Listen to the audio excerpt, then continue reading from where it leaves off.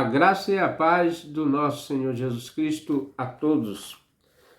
Queremos convidar os amados para podermos estudar a revista Palavra e Vida, que tem como título central Multiplicando Discípulos, o legado de Paulo a Timóteo. O autor dessa revista é o pastor Davis Pereira de Freitas. Vamos estar estudando a 11ª lição dessa semana e ela tem como título Firmeza na Verdade em Tempos de Apostasia. O texto base é 2 Timóteo, capítulo 3, versículo de 1 a 17. Estaremos lendo 2 versículos desse texto base, para tomarmos tempo.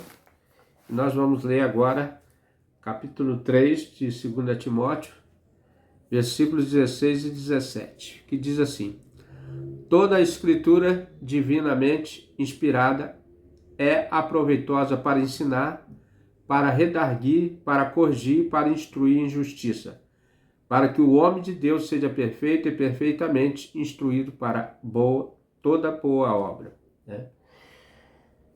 Vamos estar orando, irmãos, agradecendo a Deus por essa oportunidade, que o Senhor tem nos concedido para fazer mais essa lição juntamente com os irmãos. Vamos orar.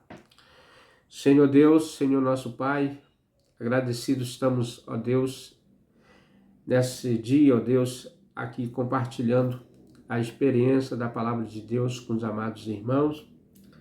Que o Senhor possa nos dar clareza, entendimento, como a sua palavra nos diz que toda escritura é divinamente inspirada e proveitosa para toda e boa obra, ó Deus. Ó Deus, abençoe cada um de nós, tome nós nas tuas mãos, livra-nos, dá o livramento, Senhor, cotidiano, abençoa os nossos afazeres, abençoa a nossa casa, a nossa família, enfim, ó Deus, queremos te agradecer por tudo, por mais um dia de vida, do ar respirando em nossos pulmões.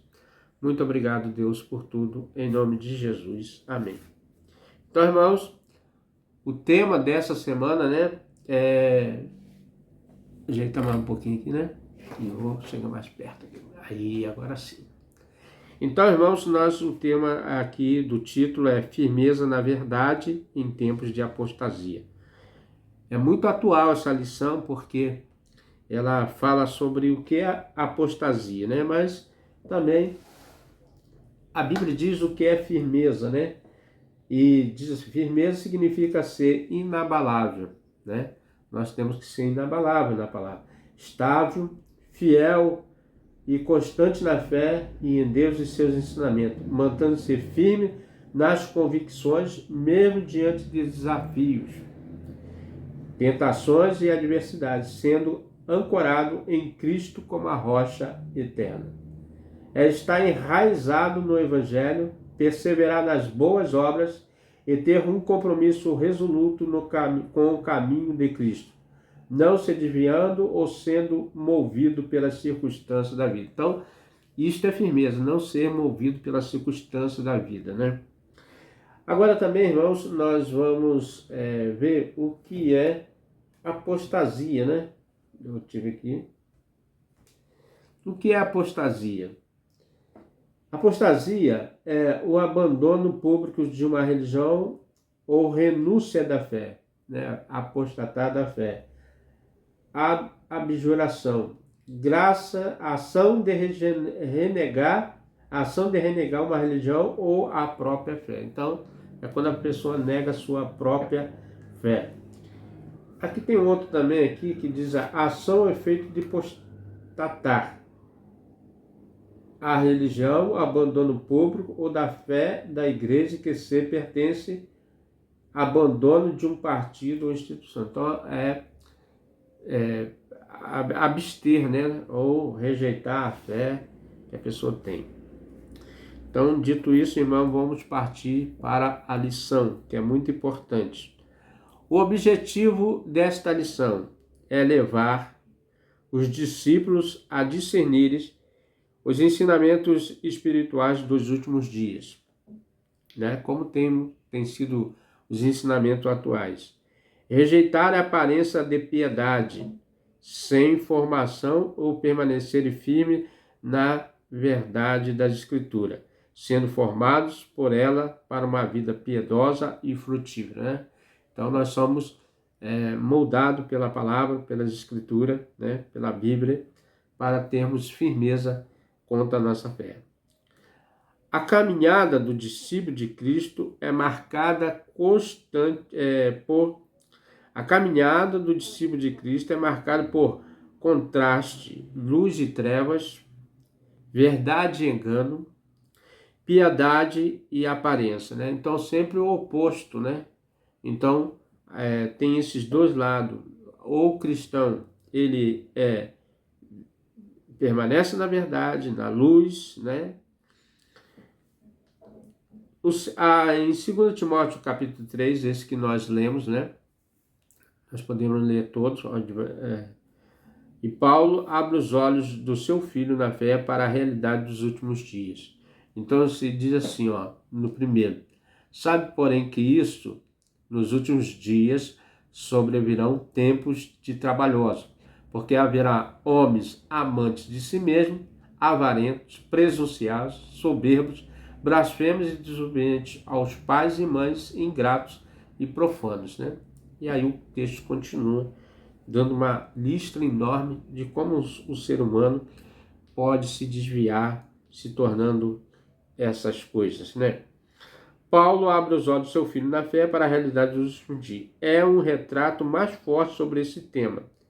Ele não fala de catástrofe, né? O texto não está falando de catástrofe naturais ou eventos apocalípticos. Ele não está tratando disso. Ele está falando sobre os homens, como os homens procederão, mas de uma crise moral e espiritual aprofundada, descrevendo com clareza o avanço da impiedade, né, dos homens ímpios, da falsidade, da corrupção, olha só, irmão, e não apenas fora da igreja, muitas vezes dentro dela. E nós temos visto isso muitas vezes, né, esse tipo de prática mundana entrando em nossos templos, né?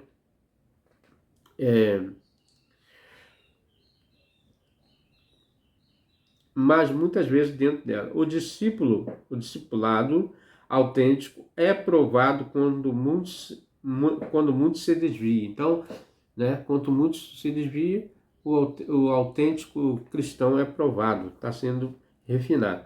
É o âncora para permanecer firme é a palavra. A âncora para nós permanecermos firmes é a meditação da palavra todos os dias da nossa vida, que é ela que nos faz compreender tal sentimento, como diz aqui o versículo 16, né? Toda escritura divinamente inspirada é proveitosa para ensinar, e ela ensina mesmo, né? Como devemos andar com Cristo, redarguir, corrigir, para instruir em justiça, né? O verdadeiro discípulo precisa saber discernir os tempos, resistir ao engano e permanecer firme na verdade da palavra. Essa lição que nós estamos estudando, é um chamado ao compromisso com a sã doutrina, com a base bíblica, né? E com uma vida que glorifica a Deus, mesmo quando muitos se afastam dela. Então, a bússola, né? A âncora para que nós permanecemos firmes na fé é a palavra de Deus, a leitura, dia após dia, meditando e cumprindo-a em nós com um coração de justiça, né? Um coração íntegro. Primeiro ponto aqui, irmãos, ele vai tratar os perigos dos últimos dias, né? Nós, muitas das vezes, estamos em perigo nessa geração, porque são essas coisas que afastam o homem da presença de Deus, né? Paulo sabia que seu tempo estava acabando. Então, Paulo tinha essa noção, né? O tempo dele aqui na terra já estava chegando próximo. Ele está apresentando as últimas recomendações a Timóteo. Agora, volta ao tema das heresias e como o pastor deve enfrentá-lo. Então, a preocupação de Paulo é uma só, né?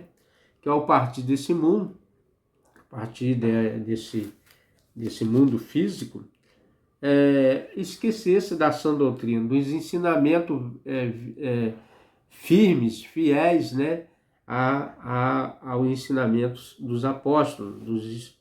Então ele volta aqui a esse tema, a heresias, né? E heresias, irmãos, são coisas falsas, né? Vamos aqui voltar aqui novamente. Eu esqueci de ver o que é heresia. Vamos aqui pesquisar rapidinho aqui, né? Heresias. Rapidinho aqui, vamos.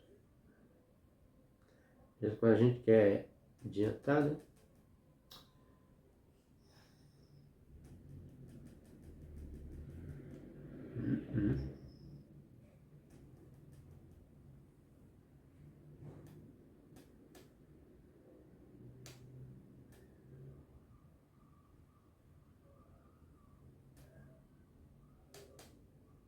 Heresias.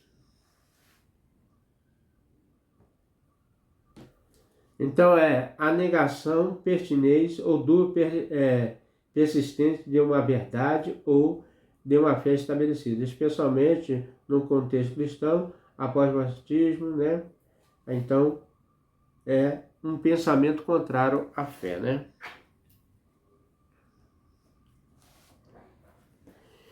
Como o pastor deve enfrentá-la? Paulo está avisando a seu discípulo amado que as coisas iriam piorar ainda mais, né? E realmente, de lá para cá, piorou muitas coisas no meio cristão, né?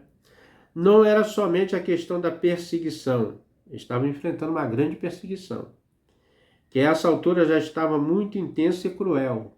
O Império Romano estava a todo vapor, né? Especialmente por conta da maldade do ser humano. Ele descreve como os tempos difíceis, terríveis, violentos, perigosos e hostis.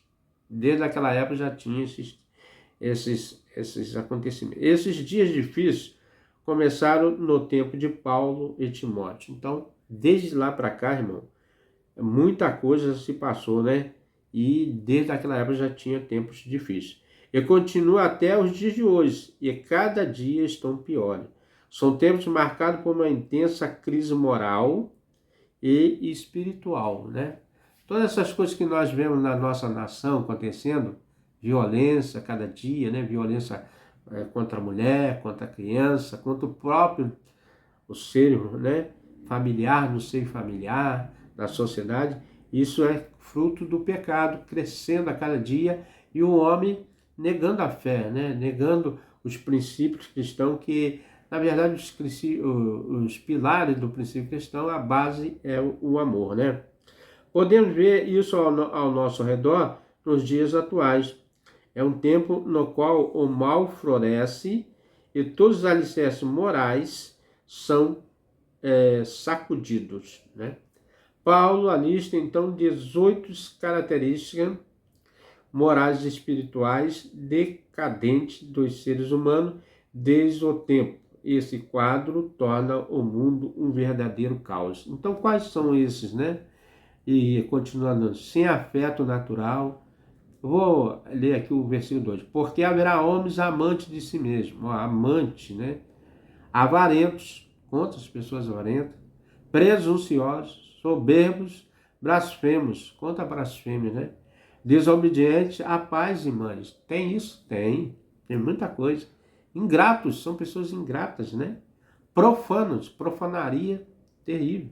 Sem afeto natural, né? Irreconciliáveis. Ó, caluniadores. Tem caluniadores? Tem. Quantos caluniadores? Incontinente. Cruéis, contra as pessoas cruéis. Sem amor para com os bons. Traidores. Tem traidor? Tem. Obstinado, orgulhosos. Mais amigos dos deleites do que amigos de Deus. Como os deleites têm influenciado, né? O prazer, né? Tem afastado as pessoas de ser amigo de Deus. Tendo aparência de piedade, mas negando a eficácia dela. Desde afasta. Então, irmão, é um número enorme da lista aqui, que somada aqui como o autor coloca, são 18, né? 18 características morais e espirituais decadentes dos seres humanos deste tempo. Esse quadro torna o mundo um verdadeiro caos. Paulo nos alerta que os defensores desses males se infiltram no seio da igreja. No seio aqui é o coração da igreja, né? Na nata da igreja, né? Naqueles que são os prominentes dentro da casa de Deus, muitas vezes levando a pessoa a pecar, né? Se afastar com seus vãos ensinos, né? Humanos, levando o homem a pecar contra Deus. E vão atraindo aqueles que estão fracos na fé, que não têm convicção e que estão comprometidos com o pecado. Quantas pessoas estão enraizadas em pecado mesmo dentro da igreja, cometendo pecados terríveis? Essas pessoas são iludidas pelas mentiras e por isso não consegue compreender a verdadeira mensagem do Evangelho. Então você vai ver muitas pessoas que tinha posições, né? Tinha uma fala eloquente e de repente você vê ela afastado da presença da igreja, da presença de Deus, né? Não quer congregar mais com os irmãos, não quer ser chamado mais de crente, de cristão, e estão aí desigrejados, né? Dizendo que não precisa mais congregar, não precisa mais estar juntamente com os irmãos, porque eles se sentem realmente que não precisam de Deus. Eles acham que Deus não é útil para ele. Falsos mestres como Janes e Jambres, né? Isso aqui eram lá do tempo de Moisés, eram aqueles que sempre contradizia a fala de Moisés e se opõe à verdade com discursos carimachos, aparência de autoridade, mas com os corações corrompidos, né? Eles manipulam as pessoas. Um falso mestre, ele tem meios de manipular a pessoa, porém sua corrupção será desmascarada. Então a corrupção, o engano, Deus vai desmascarar essa pessoa. Ninguém consegue enganar a Deus. Ele é Deus onisciente. E ainda que possamos mostrar às pessoas uma imagem exterior, né, de aparência, Deus sonda o quê? O coração. O que se passa dentro da sua mente, né? E sabe muito bem que estão vivendo como nós estamos vivendo e somos verdadeiramente fiéis a Ele ou não, né? No tempo certo, todo joio, né? Todo joio que é parecido do trigo será separado, né? E exposto. E o discípulo precisa ter discernimento para não se deixar enganar, né? Eu e você devemos ter essa compreensão pelo Espírito, né? De não nos enganar por palavras bonitas e formas religiosas sem conteúdo bíblico. Então, irmão, temos que sempre buscar na palavra de Deus o conhecimento, porque a palavra é a bússola para o ser humano, é a âncora que direciona, é ela que nos ensina, ela que nos convence da justiça, do juízo, do pecado, e ela que nos traz na presença de Deus através do seu Filho Jesus. O Espírito Santo atua na sua palavra, né? Ele dá crédito à sua palavra. Ele, através da palavra, que nós temos a clareza da verdade e só ela pode nos manter firme com o nosso Deus, porque ela é a palavra de Deus. Segundo tópico aqui, irmão, nós falamos dos perigos dos últimos dias, são dias perigosos, né? Dias traiçoeiros, dias que nós temos que ter mais aproximação com Deus e saber que o relógio de Deus está bem mais próximo do que quando começamos a nossa jornada. Segundo tópico aqui é permanecendo firme quando muitos se desviam, né?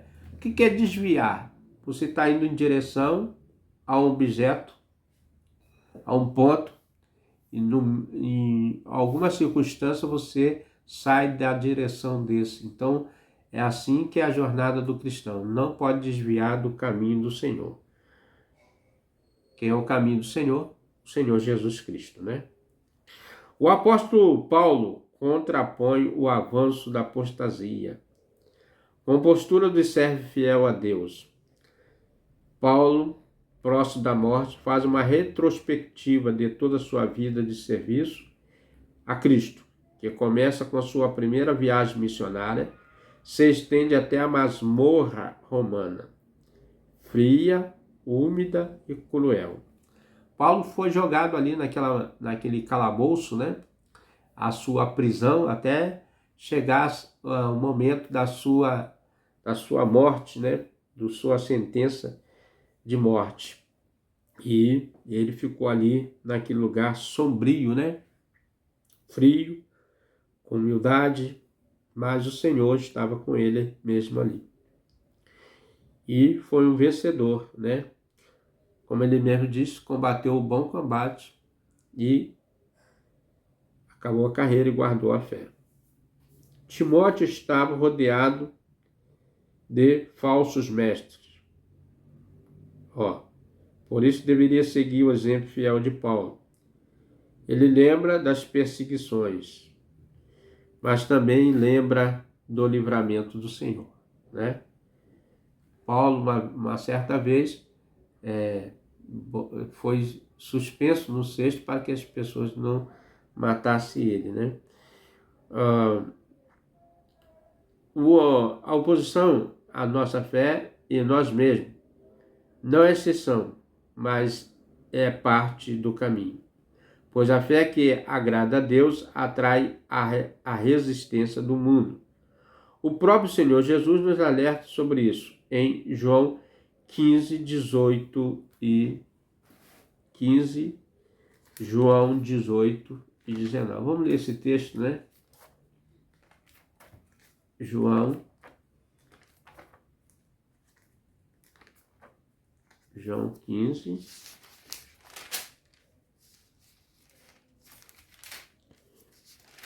João 15.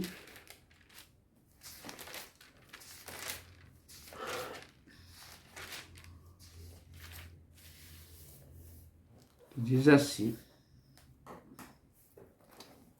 se o mundo vos aborrece, sabei que, primeiro do que a vós, me aborreceu a mim.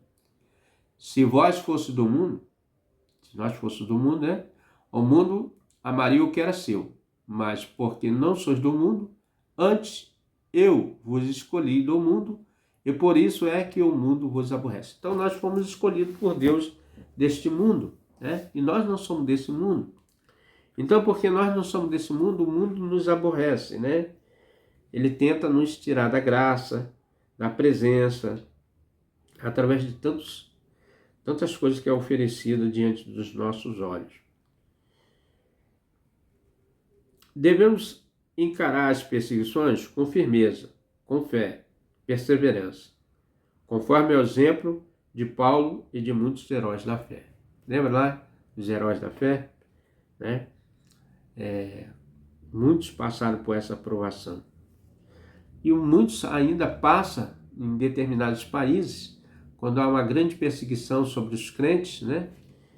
E pode reparar que normalmente a perseguição contra o crente é sempre muito severa, né?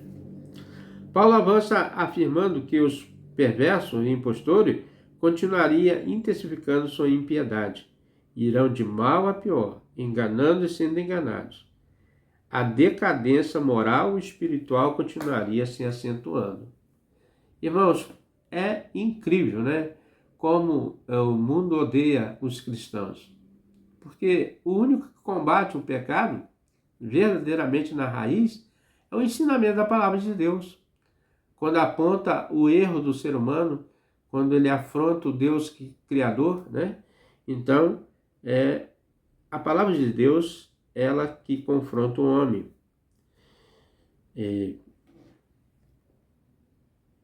Deveria permanecer firme. Por outro lado, Timóteo deveria permanecer firme em tudo o que aprendeu. Não basta aprender, mas aplicar ao coração com uma convicção poderosa e suficiente para mudar a maneira como vivemos, Enquanto o discípulo amadurece na fé, os ímpios afundam no engano, né? Então, quando você lê a palavra, medita nela, você vê que quantos erros você comete e você se arrepende daqueles erros cometidos e não quer cometer mais, e você busca fé em Deus para vencer, né, essa luta. Irmão, não existe um homem forte, não existe um homem que pode vencer, mas em Cristo a Bíblia diz que nós somos mais do que vencedores, porque Cristo já venceu na cruz. E os nossos passos têm que seguir os passos de Cristo. Não seguimos os passos de nenhum outro, mas somente de Cristo, né? Porque Cristo que morreu por nós na cruz. Nesses dias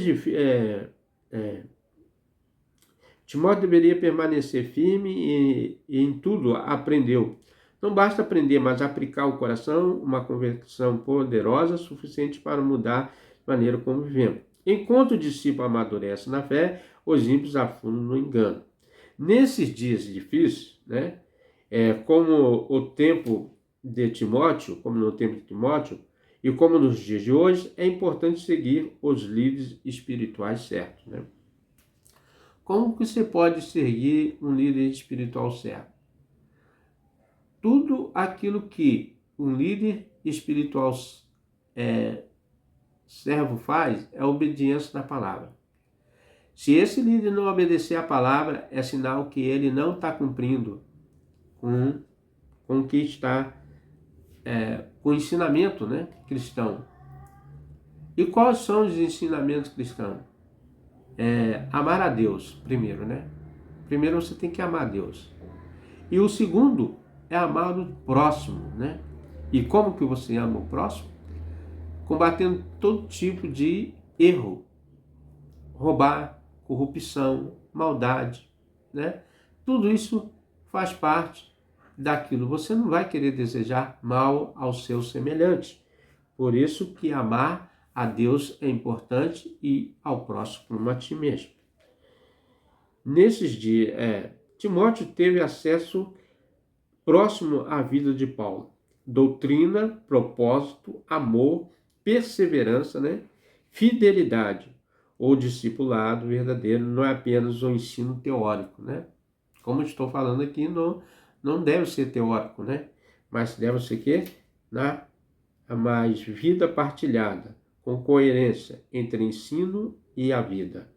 O exemplo arrasta mais do que a palavra, né? Então você fala de amor e não ama. Como é que pode isso? Não, você tem que falar de amor e amar mesmo as pessoas.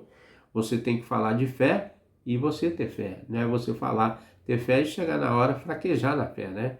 Então a fé é o quê? A fé é o fim e fundamento das coisas que você não viu, mas espera acontecer. Isto é fé, né? Então, irmão, a coerência, né? E o ensino entre o ensino e a vida. O exemplo arrasta mais do que palavra. O chamado não é para buscar novidades. Olha, isso aqui é importante. O chamado não é para buscar novidades, mas permanecer do que é sólido. O que é sólido? Sólido é o que você aprendeu nas Escrituras. Quando ele dá essa carta para Timóteo, Timóteo foi instruído pela sua mãe e pela sua avó Loide, né? Mãe Eunice e vó Loide. Desde pequeno ele foi instruído na palavra, obediência a Deus, né? Amar a Deus, ter prazer nas coisas de Deus, né? O homem tem tanto prazer em tantas coisas, né? Ele quer tantas coisas, mas às vezes quando fala em amar a Deus, ter obediência a Deus, ele nega, né? Então, irmãos, devemos ter isso em mente.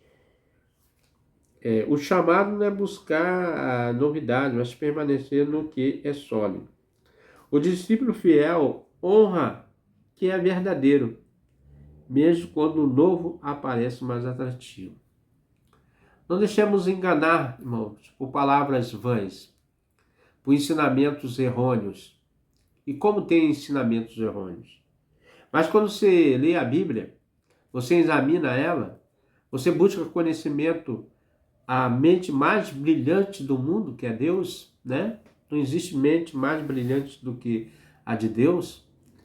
e que você, quando você olha para tudo a criação de Deus, você vê com excelência.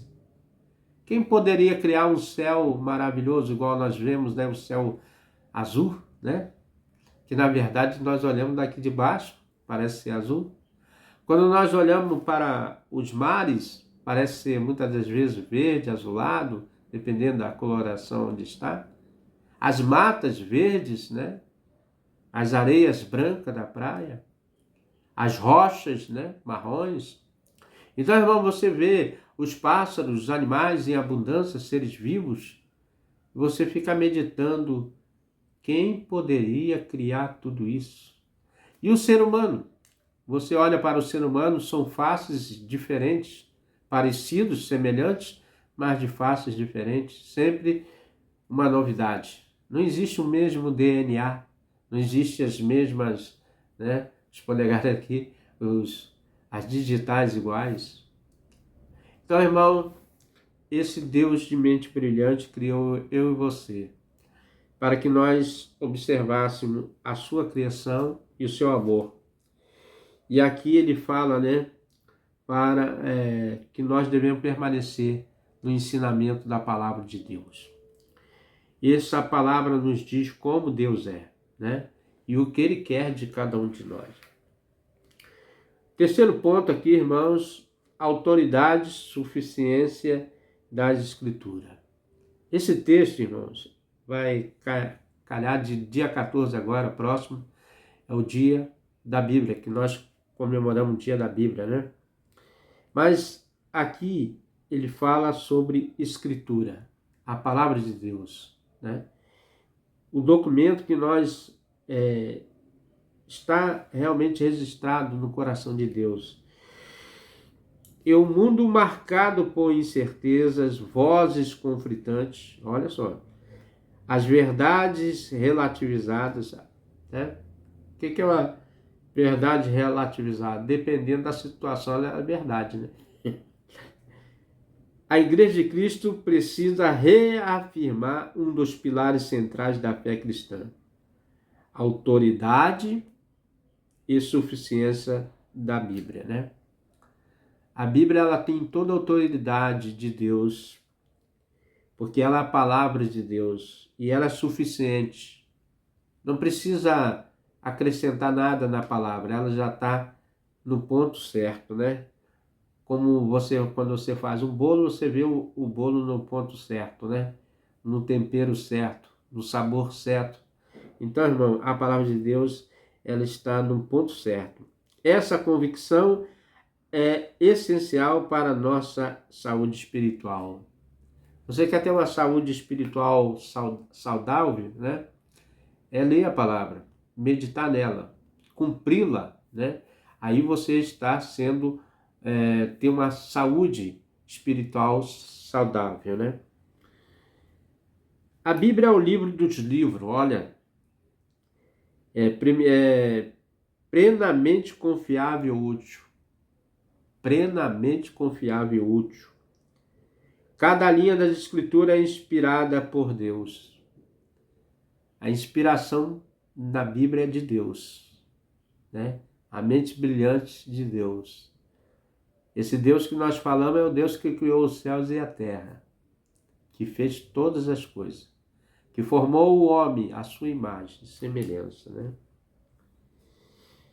Como resultado, o que foi escrito é isento de erro e de valor supremo para todos nós.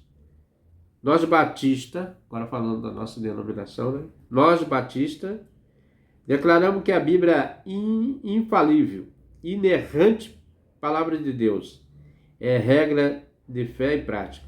Por isso devemos tratá-la com devida reverência. Reverência é respeitar, né? Reverenciar, né? Lendo-a, meditando e aplicando seus ensinamentos à vida e compartilhando o tesouro precioso. O que nós estamos fazendo agora nesse momento é compartilhando com você aquilo que nós aprendemos sobre as Escrituras, o valor que ela tem para o ser humano.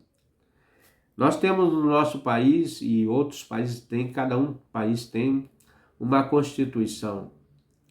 E nessa Constituição tem regras, tem leis, né?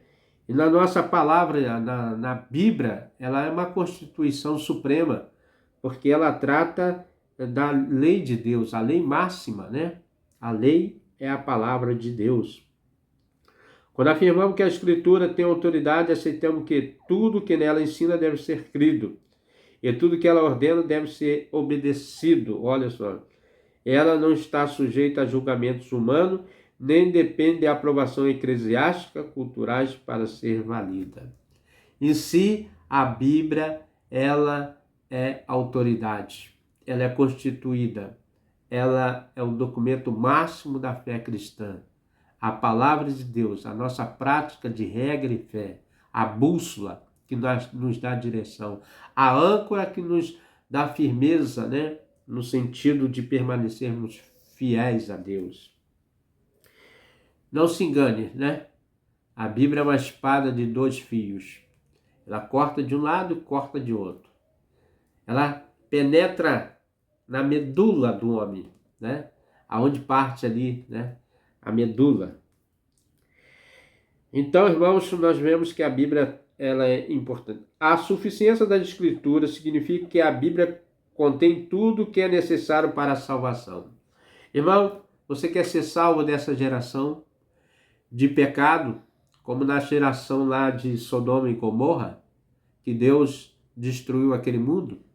Esse mundo que nós vemos, aparentemente, um dia será desfeito, porque Deus assim já determinou. Chegará o tempo que todos nós, né, toda a humanidade será julgada. Mas a Bíblia nos dá o sentido alerta que existe um meio de você se salvar deste mundo de pecado, é que ela nos garante a salvação. Garante a salvação através de seu Filho Jesus Cristo, né? Então diz assim, a Bíblia contém tudo que é necessário para a salvação,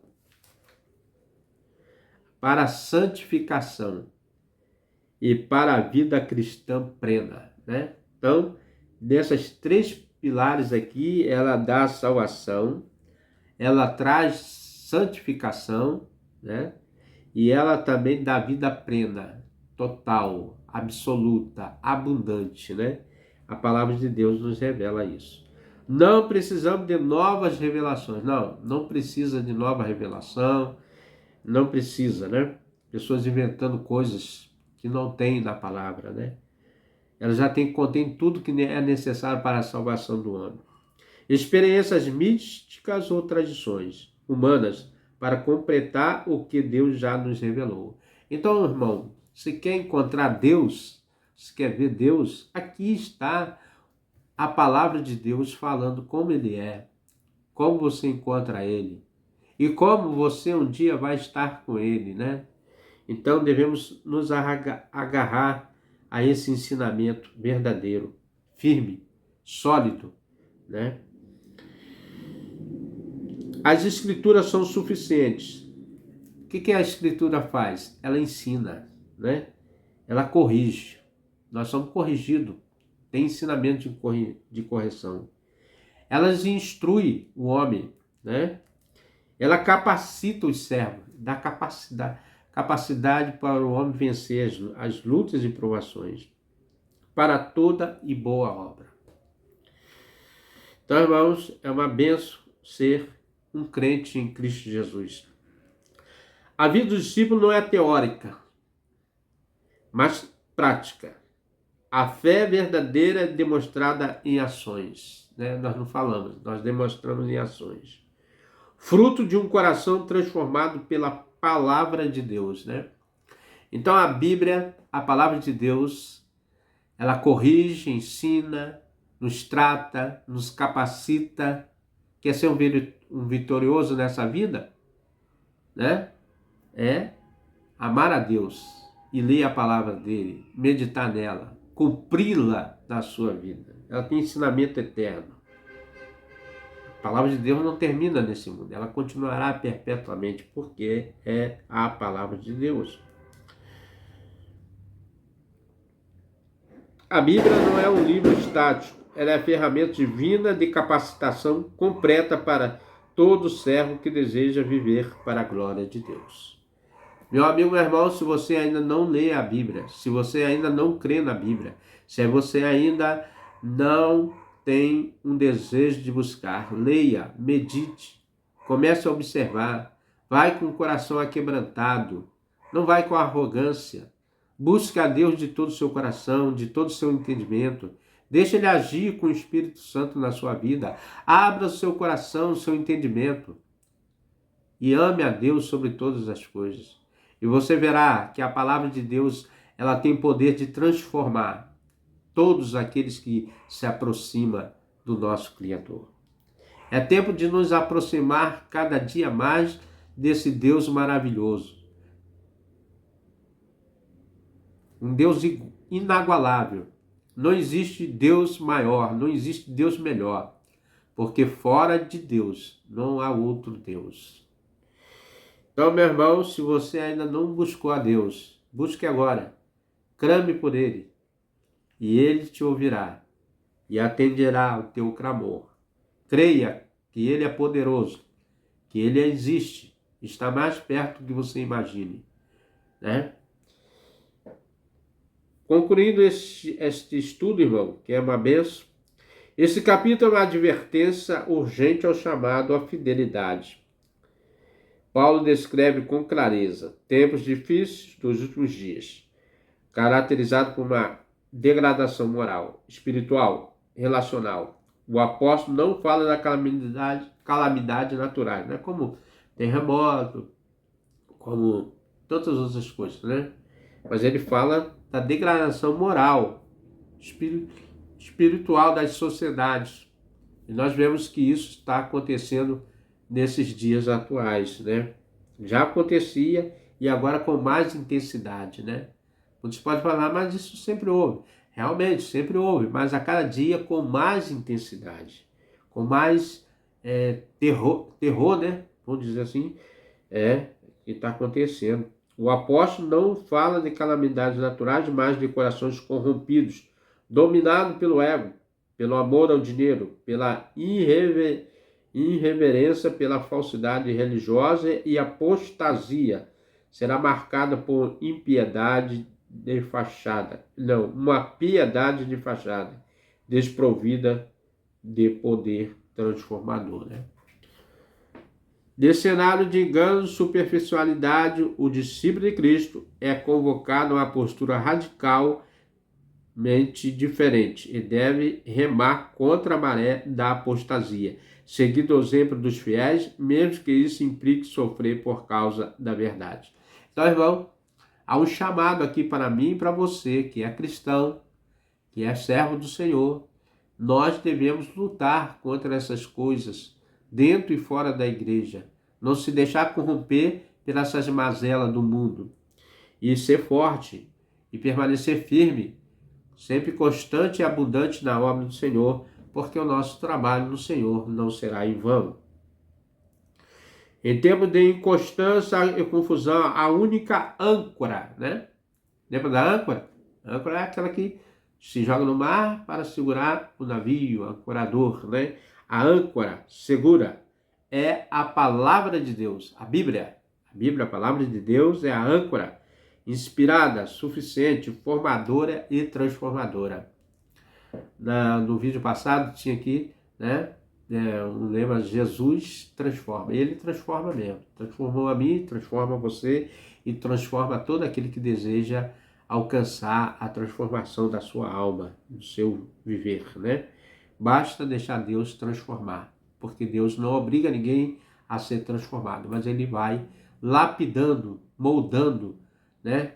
Purificando e tirando todas as arestas para que aquela obra seja uma obra de valor, né? Um vaso de valor. O apóstolo encerra o capítulo revelando o propósito supremo da Escritura. Formar discípulos maduros, capacitados para toda e boa obra, né? A Bíblia não apenas revela o que é certo e errado, ela corrige, restaura, treina o discípulo para viver em retidão diante de Deus e dos homens.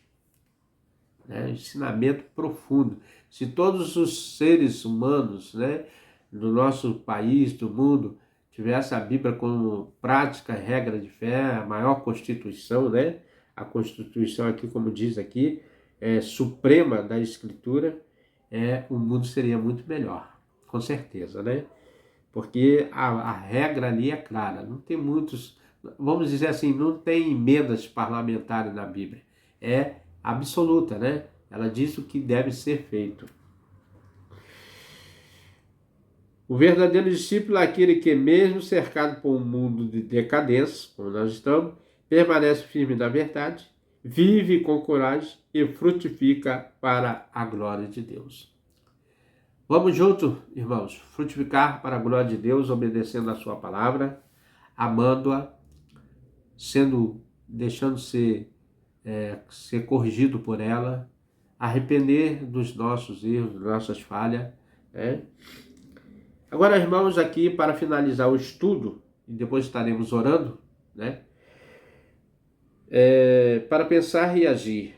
O que significa para você ter apenas a aparência da piedade? O que significa isso? Aqui nós falamos aqui e você vai dizer para você mesmo que é a aparência da piedade. Você tem discernido e evitado ensinos que têm aparência de piedade, mas que negam o poder transformador do Evangelho? Quantos ensinamentos errôneos têm tirado o crente do caminho, porque entra pelo esse caminho mais fácil, né? Um caminho que desvia ele de seguir o alvo que é Cristo. E muitos já se perderam pelo caminho. Devemos permanecer no caminho, irmão. O caminho é Cristo. Cristo é a solução. Cristo é a porta, né? E ele mesmo diz: eis que estou à porta e bato. Se alguém abrir a porta do teu coração, eu entrarei e cearei com ele. Então Cristo está batendo na nossa porta, porque ele é o caminho, ele é a porta. E devemos passar pela essa porta estreita, né? Porque larga e espaçosa é a porta do mundo. O mundo está aí, com suas portas largas, né? Mas nós devemos buscar a porta estreita, que é Cristo. Quem tem sido um modelo de discipulado? Você é modelo para alguém? Então, umas perguntas pessoais que devemos responder para nós mesmos. Temos sido exemplo para alguém, né?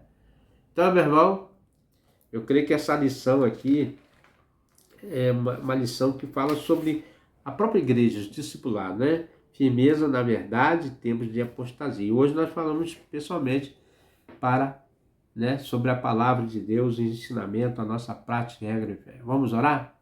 Quero desde já agradecer você que ficou até o final, deixou o seu like, né? Obrigado. Tem compartilhado também com seus amigos, irmãos. Tem se inscrito no canal também. Venha conosco. Vamos agradecer a Deus agora nessa hora, pela minha vida e sua vida também. Senhor Deus, Pai eterno, Criador do céu e da terra e todas as coisas que há nela. Tu és a mente brilhante, Senhor. Tu és o Deus maravilhoso. Muitas das vezes não conseguimos dimensionar a tua grandiosidade, porque somos limitados, Senhor, nos nossos pensamentos. Muitas das vezes falta em nós a expressão correta para falar de ti. Mas algo em nosso coração que queremos deixar feliz a ti e àqueles que o Senhor ama. Deus, obrigado, Deus, pelos nossos amados irmãos. E quero te pedir, ó Deus, que nós possamos vencer esta luta interna e externa contra as falsas heresias, contra os falsos ensinadores, contra os falsos mestres. Quando as pessoas tentam introduzir coisas no meio do cristão que não condiz com a nossa prática de fé e regra. Quando tenta deturpar a palavra de Deus com ensinos mudando. Pai, por isso eu te peço, dê-nos a tua luz, a tua graça, misericórdia, palavras sábias, entendimento das Escrituras, para que nós possamos pôr em prática cada dia. Ó Deus, para que possamos cumprir o teu id às pessoas, para que as pessoas creiam no poder de Deus, se converta dos seus maus caminhos e busque, Senhor, a paz, a paz que excede todo entendimento, a paz de Cristo, ó Pai, a paz que Ele nos dá, como o mundo não nos dá, a paz que somente Cristo pode dar ao ser humano. Então, Pai, abre o entendimento, o coração, a mente dele, e para que ele possa receber esse evangelho da graça de Deus que transforma e que o objetivo maior é de salvar a alma que se havia perdido. Somente Jesus Cristo pode nos levar a Ti, porque Ele é a porta, porque Ele é o caminho, porque Ele é a verdade, Ele é a vida. Ele é o pão vivo que desceu do céu. Devemos alimentar dele, Senhor. Saciar nossa sede na água da vida, que é o Senhor Jesus. Jesus é tudo para nós, ó Pai. Ele que nos salvou da perdição, morreu em nosso lugar para que tivéssemos vidas e vida com abundância. Obrigado pelo seu Filho. Obrigado pelo Jesus. Obrigado pela tua palavra, Senhor, que nos traz alívio em tempos difíceis, angustiantes, em que muitos agora, Senhor, estão desesperados. Mas nós estamos aliviados, porque cremos na proteção divina. Cremos que existe um Deus que é superior, um Deus criador, um Deus que transforma, um Deus que cura, que liberta e que salva. Ó Deus, muito obrigado. Obrigado pelos amados irmãos. É em nome de Jesus que eu quero agradecer pelo que o Senhor tem feito e que há de fazer em nossa vida. Amém e amém. Então, meu amigo, meu irmão, se você tem gostado dos nossos estudos, venha conosco. Até o próximo estudo, se assim o nosso bom Deus nos permitir. Amém?